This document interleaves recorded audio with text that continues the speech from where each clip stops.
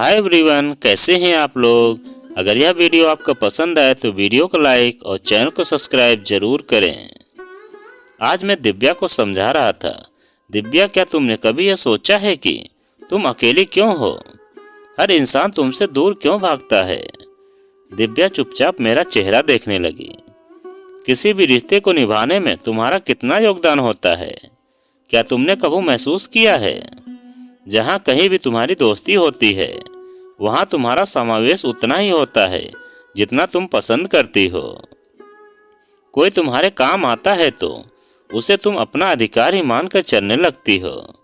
जिनसे तुम दोस्ती करती हो उन्हें अपनी ज़रूरत के अनुसार इस्तेमाल करती हो, और काम हो जाने के बाद धन्यवाद बोलना भी जरूरी नहीं समझती हो। लोग तुम्हारे काम आए पर तुम किसी के काम आओ, यह तुम्हें पसंद नहीं है, क्योंकि तुम्हें लोगों से ज़्यादा मिलना जुलना पसंद नहीं है। जो तुम्हारे काम आते हैं उनसे तुम हफ्तों नहीं मिलती, तो सिर्फ इसलिए कि स्कूल के बाद तुम्हें अपने घर को साफ करवाना जरूरी होता है। अच्छा, यह बताओ कि तुम्हारे घर में कितने लोग हैं जो रोज इतनी साफ सफाई करवाती हो? हर रोज इस तरह साफ करती हो मानो दिवाली आने वाली हो। आता कौन है तुम्हारे घर पर? न तुम्हारे बाप आते हैं, न सास ससुर। पति न जाने किसके साथ कहाँ चला गया, तुम खुद भी नहीं जानती हो। आंखें और भी फैल गईं दिव्या की। जरा सोचो दिव्या, तुम कब किसी के काम आती हो? कब तुम अपने कीमती समय में से समय निकालकर किसी का सुख दुख पूछती हो? कितना बनावटी आचरण है तुम्हारा। मुंह पर जिसकी तारीफ करती हो, पीठ पीछे उसी की बुराई करने लगती हो। क्या तुम्हें प्रकृति से डर नहीं लगता? सोने से पहले क्या कभी यह सोचती हो कि आज रात अगर तुम मर जाओ तो क्या तुम कोई कर्ज साथ नहीं ले जाओगी? किसका कर्ज है मेरे सिर पर? मुझे तो किसी का कोई रुपया पैसा नहीं देना है। रुपए पैसे के आगे भी कुछ होता है जो कर्ज की श्रेणी में आता है। रुपए पैसे के एहसान को तो इंसान पैसे से चुका सकता है, मगर उन लोगों का बदला कैसे चुकाया जा सकता है जहां लगाव, हमदर्दी और अपनत्व का कर्ज हो। जिसने मुसीबत में तुम्हें सहारा दिया उसका कभी हालचाल भी नहीं पूछती हो तुम। किसकी बात कर रहे हो तुम? इसका मतलब तुम पर किसके एहसान का कर्ज है यह भी तुम्हें याद नहीं है। मैं दिव्या का मित्र हूँ और हमारी मित्रता का कोई भी भविष्य मुझे अब नजर नहीं आ रहा है। मित्रता तो एक तरह का निवेश है, प्यार दो तो प्यार मिलेगा। आज तुम किसी के काम आओ तो कल कोई तुम्हारे काम आएगा। दिव्या तो सूखी रेत की तरह है, जिस पर चाहो तो मन भर पानी बरसा दो, वह फिर भी गीली नहीं हो सकती। अफसोस हो रहा है मुझे खुद पर और दिव्या पर भी। खुद पर इसलिए कि मैं दिव्या का मित्र हूँ, और दिव्या पर इसलिए कि क्या उसे कोई किनारा मिल पाएगा कभी? क्या वह रिश्ता निभाना सीख पाएगी कभी? दिव्या से मेरी मुलाकात यादव जी के घर पर हुई थी। यादव जी हमारे विभाग में वरिष्ठ अधिकारी हैं और बड़े अच्छे पुरुष हैं। यादव जी की पत्नी गरिमा जी भी बड़ी मिलनसार और ममतामयी महिला हैं। मैं कुछ फाइलें उन्हें दिखाने उनके घर गया था, क्योंकि वह कुछ दिन से बीमार चल रहे थे। हम दोनों के सामने चाय रखकर गरिमा जी जल्दी से निकल गई थी। टिफिन था उनके हाथ में। भाभी जी बच्चों को टिफिन देने गई हैं क्या? अरे बच्चे कहाँ हैं वहाँ हमारे? यादव जी बोले। दोनों बेटे अपनी अपनी नौकरी पर बाहर हैं, यहाँ तो हम बुढ़ा बुढ़िया ही हैं। तुम्हें क्या हमारी उम्र इतनी छोटी लग रही है कि हमारे बच्चे स्कूल जाते होंगे? मेरी पत्नी समाज सेवा में विश्वास करती है। यहाँ पास के घर में कोई बीमार है, उसी को खाना देने गई है। अकेले लड़की है, बीमार है, बस उसी की देखभाल करती रहती है। क्या करे बेचारी, अपने बच्चे तो दूर हैं ना। उनकी ममता उसी पर लुटाकर खुश हो जाती है। तब पहली बार दिव्या के बारे में जाना था। स्कूल में टीचर है और पति कुछ समय पहले कहीं चला गया था। शादी को 3-4 साल हो चुके हैं, कोई बच्चा नहीं है, अकेली रहती है। इसलिए गरिमा जी उससे दोस्ती करके उसकी मदद करती रहती हैं और समय का सदुपयोग भी करती हैं। अभी हम फाइलें देख ही रहे थे कि गरिमा जी वापस चली आई और अपने साथ दिव्या को भी लेती आई थी। बहुत तेज बुखार है इसे, मैं साथ ही ले आई हूँ, बार बार उधर भी तो नहीं जाया जाता। गरिमा जी दिव्या को दूसरे कमरे में सुला आई थी और अब यादव जी को समझा रही थी। देखिए न, अकेली बच्ची वहाँ पड़ी रहती है तो कौन देखता इसे। बेचारी के माँ बाप भी दूर है न। दूर कहाँ हैं, हम हैं न उनके माँ बाप। हर शहर में हमारी कम से कम एक औलाद तो है ही ऐसी जिसे तुमने गोद ले रखा है। इस शहर में नहीं थी सो वह कमी भी दूर हो गई। नाराज क्यों हो रहे हो? जैसे ही बुखार उतर जाएगा वह चली जाएगी। आप भी तो बीमार हैं ना, आपका खाना पीना भी देखना है। दो दो जगह मैं कैसे देखूं? मैंने भी उसी पल उन्हें ध्यान से देखा। बहुत ममतामयी लगी थी वह मुझे, बहुत प्यारी भी थी। लगभग 5 घंटे उस दिन मैं यादव जी के घर पर रहा और उन 5 घंटों में यादव दंपति का चरित्र पूरी तरह मेरे सामने चला आया था। बहुत प्यारी सी जोड़ी है उनकी। गरिमा जी तो ऐसी ममतामयी हैं कि मानो पल भर में किसी की भी मदद करने को तैयार रहती हैं। यादव जी पत्नी की इस आदत से ज्यादातर खुशी रहते हैं। मेरे साथ भी माँ जैसा नाता बांध लिया था गरिमा जी ने। सचमुच कुछ लोग इतने सीधे सरल होते हैं कि जबरदस्त प्यार आने लगता है उन पर। देखो बेटा, मनुष्य को सदा इस भावना के साथ जीना चाहिए कि मेरा नाम कहीं लेने वालों की श्रेणी में तो नहीं आ रहा है। माँ जी, मैं समझा नहीं। मतलब यह कि मुझे किसी का कुछ देना तो नहीं है ना? कोई ऐसा तो नहीं जिसका कर्ज मेरे सिर पर है। रात को जब बिस्तर पर लेटो तब यह जरूर याद कर लिया करो। किसी से कुछ लेने की आस कभी मत करो। जब भी हाथ उठे देने के लिए उठे। मंत्र मुग्ध सा देखता रहता मैं गरिमा जी को। जब भी उनसे मिलता था कुछ नया ही सीखता था और उससे भी ज्यादा मैं यह सीखने लगा था कि दिव्या के करीब कैसे पहुंचा जाए। दिव्या अपना कोई न कोई काम के जरिए गरिमा जी के पास आ जाती और मैं उसके लिए कुछ सोचने लगता। बहुत अच्छी लड़की है, पढ़ी लिखी है। मेरा जी चाहता है उसका घर पुनः बस जाए। माँ जी, उसका पति वापस आ गया तो ऐसी कोई तलाक जैसी प्रक्रिया तो नहीं गुजरी है ना दोनों में? पुनः शादी के बारे में कैसे सोचा जा सकता है? यादव जी के घर से शुरू हुई हमारी जान पहचान उनके घर के बाहर भी जारी रही और धीरे धीरे हम अच्छे दोस्त बन गए। गरिमा जी से मिलना कम हो गया और हर शाम मैं और दिव्या के साथ साथ रहने लगे। मार्च का महीना था, जिस वजह से आयकर रिटर्न का काम भी दिव्या ने मुझे सौंप दिया। कभी नया राशन कार्ड बनाना होता और कभी पैन कार्ड का चक्कर। उसके घर की किस्तें भी हर महीने मेरे जिम्मे पड़ने लगी। 3-4 महीने में दिव्या के सारे काम हो गए। कभी कभी मुझे लगता मैं तो उसका नौकर ही बन गया हूँ। कुछ दिन और बीते। एक दिन पता चला कि गरिमा जी को भारी रक्तस्राव की वजह से आधी रात को अस्पताल में भर्ती कराना पड़ा। यादव जी छुट्टी पर चले गए हैं। उनके बच्चे दूर थे, इसलिए उन्हें परेशान न करके वह पति पत्नी सारी तकलीफ खुद ही झेल रहे थे। मेरा परिवार भी दूर था तो कार्यालय के बाद मैं भी अस्पताल चला आता था उनके पास। दिव्या अस्पताल में नहीं दिखी तो सोचा हो सकता है वह गरिमा जी का घर संभाल रही हो। गरिमा जी का ऑपरेशन हो गया। मैं छुट्टी लेकर उनके पास आसपास ही रहा, पर दिव्या कहीं नजर नहीं आई। एक दिन यादव जी से पूछा तो वह हंस पड़े और बताने लगे, जब से तुम उसके काम कर रहे हो तब से वह मुझसे या गरिमा से मिली कब है?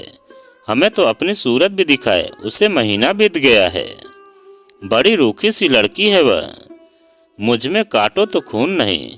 क्या सचमुच दिव्या अब इन दोनों से मिलती जुलती नहीं है? हैरानी के साथ साथ मुझे अफसोस भी होने लगा था। गरिमा जी अभी बेहोशी में थीं और यादव जी उनका हाथ पकड़े बैठे थे। गरिमा का स्वभाव तो स्वभाव ही है। कोई एक कदम इसकी तरफ बढ़ाए तो यह 10 कदम आगे बढ़ाकर उसका साथ देती हैं। हम नए नए इस शहर में आए थे। यह लड़की एक शाम फोन करने आई थी। उसका फोन काम नहीं कर रहा था। गलती तो गरिमा की ही थी। किसी की भी तरफ बहुत जल्दी झुक जाती है। मैं स्तब्ध था। अगर मुझसे भी नहीं मिलती तो किससे मिलती। आजकल 5 दिन और बीत गए। मैं ऑफिस के बाद हर शाम अस्पताल चला जाता था।